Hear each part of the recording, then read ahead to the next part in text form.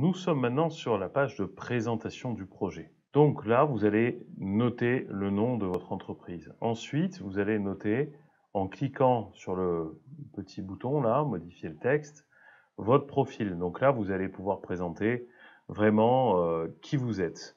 Donc avec un tout petit éditeur de texte qui vous permet de mettre du gras ou de l'italique. Donc vous inquiétez pas, quand vous voyez ces petits astérix, ça c'est ce qu'on appelle du markdown, c'est-à-dire que c'est un format d'écriture évidemment qui sera pas de cette façon-là quand on va le visualiser sur les PDF. Vous pouvez aussi faire un copier-coller depuis Word, c'est-à-dire que si vous avez déjà sur un document texte, enfin Word ou OpenOffice d'ailleurs, rédigé des choses, vous pouvez aller les copier-coller ici. Donc là, vous allez présenter votre profil. Là, vous allez plutôt...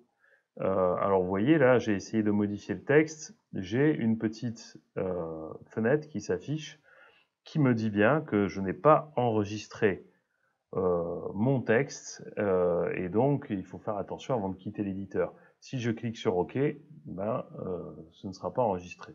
Ensuite, je vais pouvoir expliquer mon projet. Donc, maraîchage, porc, etc. Voilà, j'explique tout ça. Et ensuite, donc, je fais évidemment enregistrer. Et il me dit que c'est bien sauvegardé. Ensuite, je peux fermer. Là, je vais écrire mes finalités. Ce qu'on appelle mes finalités, c'est vraiment mes motivations. Pourquoi je fais ce projet-là. Il y a une vidéo qui explique un peu ce que sont les finalités, si vous voulez aller la voir dans la page Apprendre en vidéo. Et donc, vous allez écrire vraiment ce qui vous motive, ce qui fait que c'est très très important pour vous de réaliser ce projet-là. Ensuite, vous allez pouvoir écrire les atouts que vous avez. Alors, ça peut être des atouts personnels ou de compétences, de réseaux financiers que vous avez, d'environnement, d'opportunités X ou Y. Vous allez écrire vraiment vos atouts et vos points forts à cet endroit-là.